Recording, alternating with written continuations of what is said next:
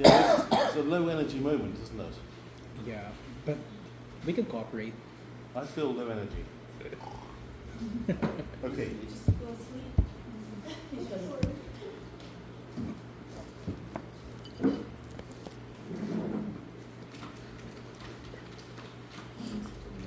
Um,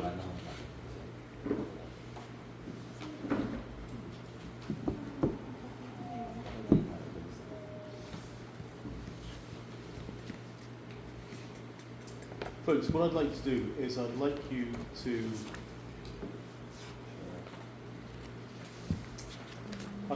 turn, please, to page 38.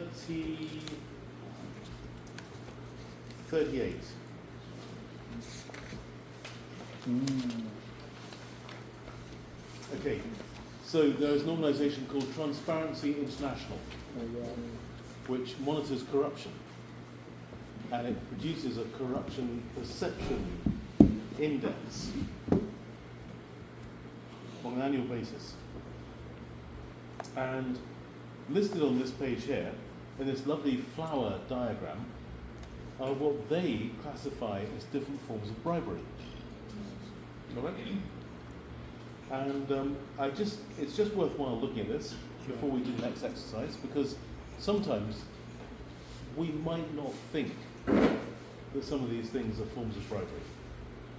But these guys who are paid globally to monitor corruption list them down as bribery. So, grand corruption is pretty straightforward. That's when you're like Donald Trump and trying to pervert the course of justice in a situation. But you see next door to that, going counterclockwise, benefits to relatives. We have this funny situation in my country where if a person is registered as self-employed, they're allowed to employ their spouse. They are allowed or not? They are allowed to employ their spouse. And their spouse, so if a person earns, whatever, £50,000 a year, but they employ their spouse and they're able to pay $20,000 to their spouse and reduces their salary to $30,000, then they pay less tax.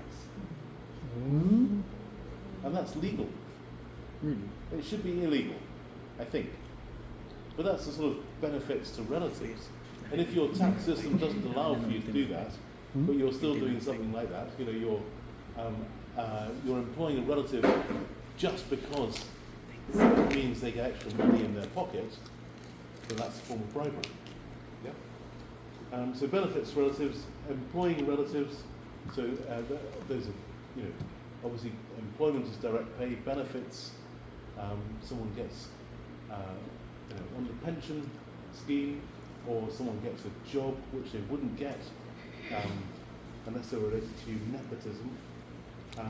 Education and training. Sometimes people can be offered, free education as an alternative for being paid legitimately.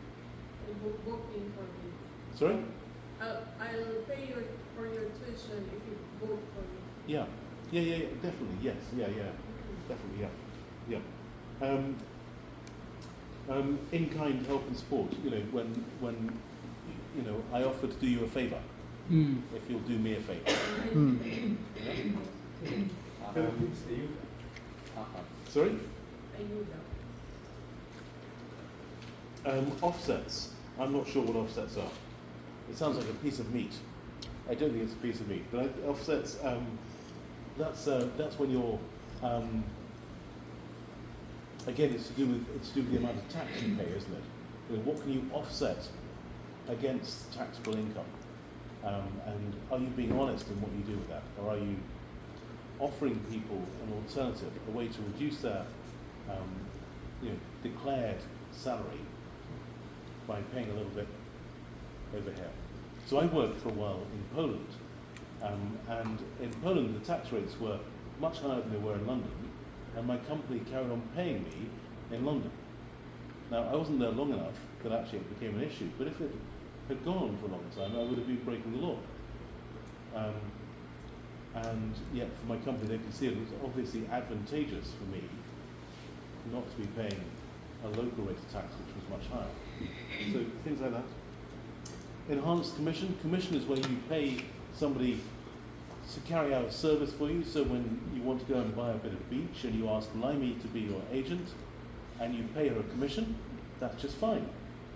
Okay, that's agency. But when you pay her a commission and you say, actually, look, Limey, you know, you've got a bit of local knowledge, and how much would it cost for me to ask you to get the competition out of the way? And so, you know, I pay a bit extra, undeclared, in a nice brown envelope, leave it on the front seat of Limey's car, and she finds it. Agents. So agents can be, as I say, completely legitimate, or they can be acting for you completely illegitimately. And it all depends on whether they're acting in accordance with the law and whether they are a declared agent. So if you've got a contract with someone and it says you're going to pay them X amount for doing X service, that's just fine. But if you haven't got a contract with someone and you're saying, can you fix this for me? You know, and here's a few, you know, pesos. Go on, you know, get it done. It's all below the table. It's undeclared, and then it's wrong. There's even bribery carried out by offering to make a contribution to your favourite charity. Christy, you know. Actually, your organization. Right? Yeah. I mean, my favourite charity is my own organisation. The Ditch Foundation, you know, which pays for me to come here if Lifeys hasn't got enough money. You can make a contribution to that anytime you want. It won't get you any advantage. But sometimes people are doing that for advantage. Political donations. And the classic thing is when people want to do property development and they know the person who wants to be re-elected as mayor. And the person who wants to be re-elected as mayor can make the decision about whether you're allowed to develop or not. And you have a little quiet conversation. And how much is it going to cost for your campaign? Would you like me to make a contribution towards the party? And of course, the person who wants to be elected as mayor says yes. And you say, it would be helpful for me if you could give planning consent. And the person wanting to be elected as mayor says, I'll look into it. Yeah, it's obvious corruption, isn't it? Hospitality. Hospitality, you know, I again, when I worked in the corporate world, sometimes I would be taken to events. Now that's okay, because sometimes that's just part of corporate entertaining. But if the event is extremely extravagant and out of proportion to the relationship that I have with a client or a contractor, then I should be aware that someone's probably trying to take advantage of me. Yeah? Similarly with gifts. Gifts can be really tricky, particularly in, you know, Christian ministry. You go and speak in a church and the church gives you a gift. What do you do with that gift?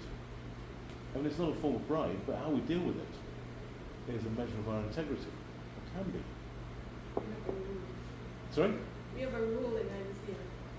Yeah? Return the gift to IMC, because it's still part of your ruling as a staff. Yeah.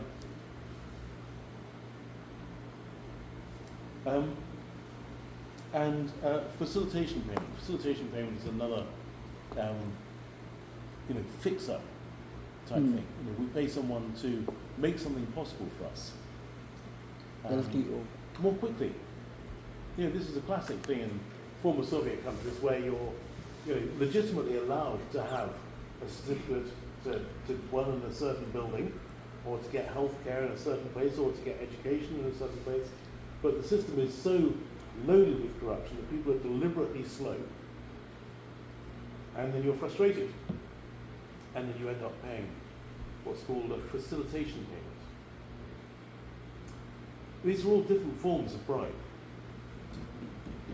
And Christians should not be people who are participating in bribery, either on the receiving side or the giving side. Because although we may be able to afford it, and it may not seem particularly wrong, it does perpetuate a system of injustice. And it's the marginalised who suffer. Yeah? So sometimes we can think we're doing no harm. but down the line, we may be doing something which is perpetuating a system that is harmful to others.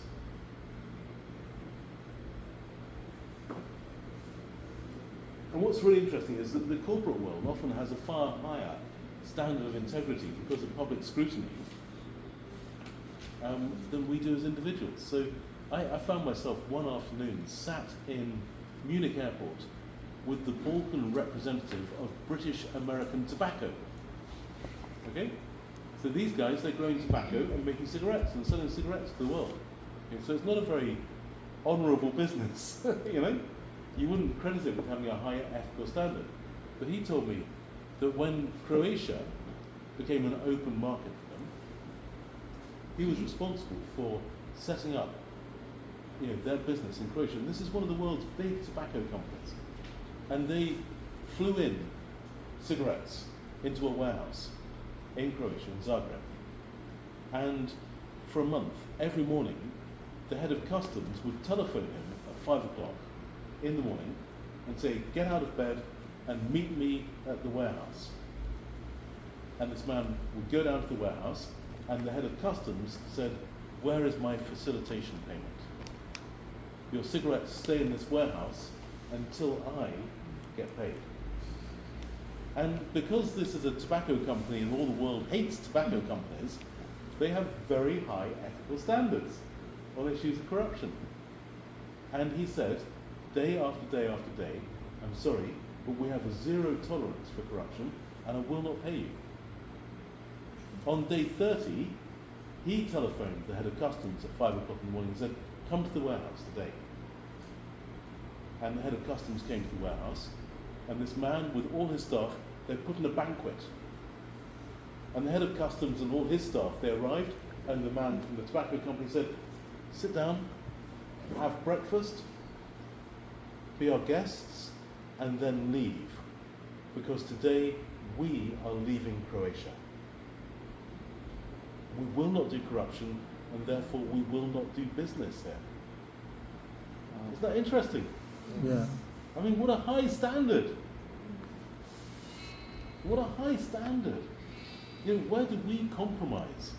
Because we think it's the only way to get things done.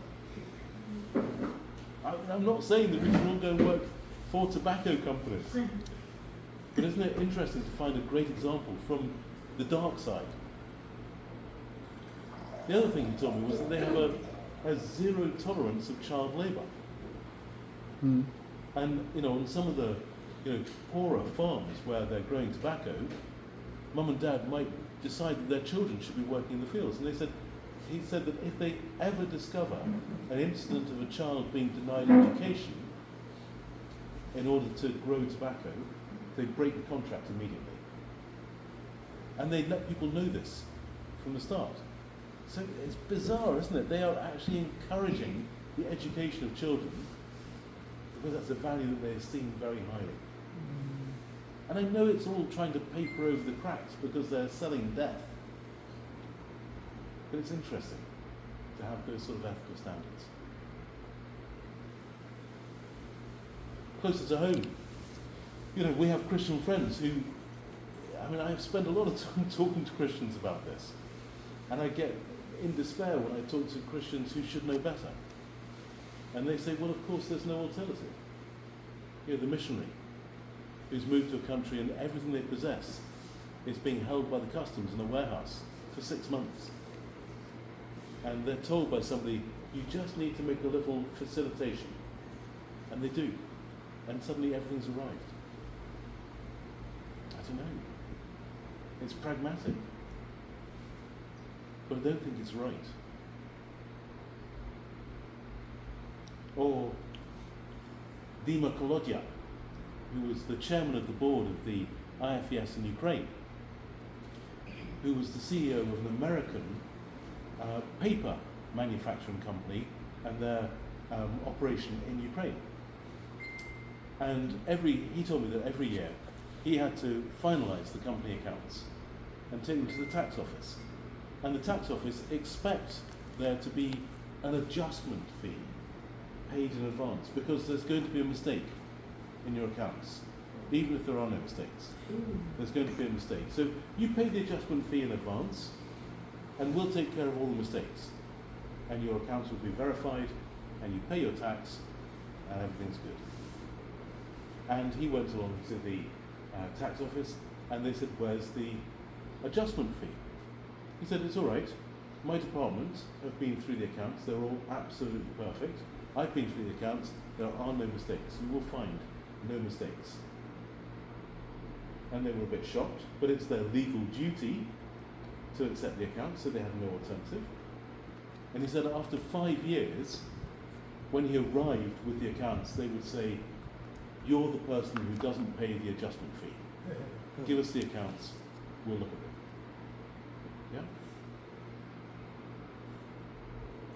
Yeah? There's a cultural norm, and there are opportunities to break the cultural norm. And as Christians, people who are wedded to the idea of righteousness, because righteousness is part of God's nature, we can, by God's grace, be people who break the cultural norms. So again, in Ukraine, my two friends, Volodya and Sasha, two young lawyers, working for a Christian law firm. One of them became a Christian by starting work for this company. And in the law firm, they ran a weekly Bible study. Okay, this is doing commercial law. But they ran a weekly Bible study, and Volodya gave his life to Christ in one of those Bible studies in the law firm. But it was still common practice for the lawyers there to pay facilitation fees. Every time they needed a piece of documentation from a government department, they would go, they would submit the request, and with the request would be a little wallet full of grivna. Yeah? And standard, it's expected practice.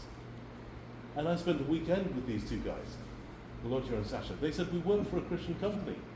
And even in our Christian company, we still do this because there is no alternative. And we said, what about if it perpetuates injustice for those who can't afford it? And what about if the people you're giving that money to know that you're a Christian, and your perpetuation of this system brings shame on the name of Jesus? Are you willing to have a go at doing something about it? And they came to the next cross-current meeting, and they walked into the room, both with big smiles on their faces. And they said, Tim, we've been praying for 6 months, and now we've decided that we will do law without paying these little payments to people. And we don't know how it's going to go, but we're here together. And that gives us a sense of strength. And I personally think that's brilliant for them. It's brilliant for them as individuals because they are declaring the Lordship of Christ over Monday to Friday, not just Sunday. It's brilliant for their workplace because this Christian organisation now has 2 Christian lawyers who've decided to be countercultural. And it's great for their society because these 2 Christian lawyers are now being known as honest lawyers.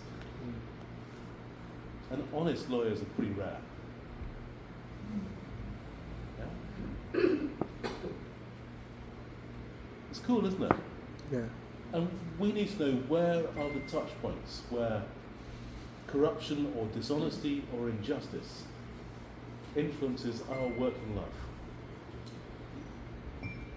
And what might the Lord be asking us to do about it? So I told you before, in my profession, people told lies all the time.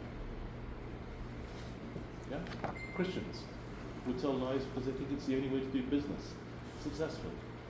And when I started thinking about this and righteousness, and Satan is the father of lies, I'm thinking it's probably a pretty bad idea for me as a Christian to be telling lies. And so I have to strategize. And I have to pray, Lord, give me wisdom to know how I can do business without giving in to the cultural norms. Yeah? So you'll know what are the cultural norms in your society that lead towards dishonesty or injustice or corruption. And you'll have to pray and say, Lord, what can I do to do things differently? And you may have already been involved in the receipt of bribes, or the payment of bribes, or the telling of lies, or the dishonesty of some form or other. You may have done that already. But it's okay. Because the gospel anthropologically starts with our failure. Jesus knows you're a sinner. And so there's no shame in front of him in saying, Lord, I've messed up in the past, but I'd like to do things differently. And people will wag their finger at you and say, you hypocrite. We know what you did in the past. And you say, yep, I did, you're right. But I'm going to try and do things differently now. Don't be drawn down by who you may have been in the past. Be drawn up by who you will be in the future. Yeah? Someone radiating the love and the goodness and the kindness and the righteousness of God. So, in the workbooks, can you flip back to page 35? And I think this is what we're going to do, the only thing we're going to do between now and lunch, just to think about trust in our own workplaces. And again, it doesn't matter if we work for a Christian organisation or for a non-Christian organisation. The issues are often the same. So, you can see there are 5 questions there with a sliding scale. Okay? And question 1, the work I do involves a high degree of trust in other people. And I want you to answer each of these questions from 3 positions. How it relates to you personally, how it relates to the immediate team that you're part of, is there a high level of trust in your team, and how it relates to the wider organisation. Yeah? And it may be that the answer is exactly the same for all 3. But it may be that you feel personally you have a very high level of trust in other people, but corporately nobody trusts anybody because there's no transparency. Just mark it down in this. And then there are a few questions. Does your workplace have a value statement? Can you name it? Okay, value statements are really useful. There's a British company called Vodafone, which is a telecoms company. And it's not a Christian company in any way, but they have trust as their one word value statement. And a friend of mine was one of the global directors, and he told me that they discovered that all their staff in India were routinely falsifying their expenses claims. They were taking a business trip, they were getting a fake receipt from a hotel and staying with a relative. And it was everybody. You know, whatever it was, 3,000 staff they had in the country. And they fired everybody. And then started to build the company anew from the ground upwards. That's interesting, isn't it? So what is your value statement? Is it important? Does anybody know it? Does it make sense?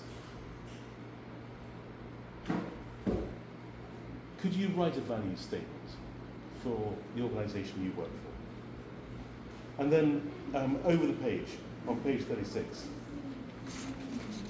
I'd like you to write down things that you're going to do differently in your workplace, which are influenced by what we've been talking about as righteousness. For some of us, it's going to be being more kind. For some of us, it's going to be being more direct. You know? I've said before, I struggle managing people because I always want to be nice to them. And I want them to like me. I'm really, really bad at telling people that they're not doing things well. But sometimes I need to be doing that. Because actually, if I want them to improve in their ability and feel more gratification in their work, they want to know how to do things better. That's a weakness that I have. Righteousness would cause me to change that. Okay? So it's a very, very large spectrum. It's not just to do with honesty and corruption, but it is always to do with those things. But it's also to do with these things here. These fruits of the Spirit. All of this is coming under righteousness. How do I choose to do that which is best for any other in any circumstance? Applied to my workplace. Okay? So we'll just take time answer the questions, doesn't need to take a long time, and then write your own value statement, and then prayerfully think about things which you could do differently. I suggest that you can sit at the table here, you can sit in the garden, you can sit in the chairs here, you can go to your bed, don't fall asleep, but take time and pray. Mm. And say, Lord, what do you want me to do differently?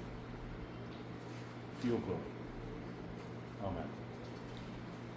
Okay? And then when you're finished, I think lunch, we're meant to finish this session at 12:15, but you know, you can take a bit longer than that. Just page 35 to 36. Just page 35 to 36. Okay. Yeah. It shouldn't take you all that time, but pray. Mm. Pray. And take it seriously. Okay, that's all. Thanks, Tim. Spasibo большое. See you again later. Yeah. Thank you very much.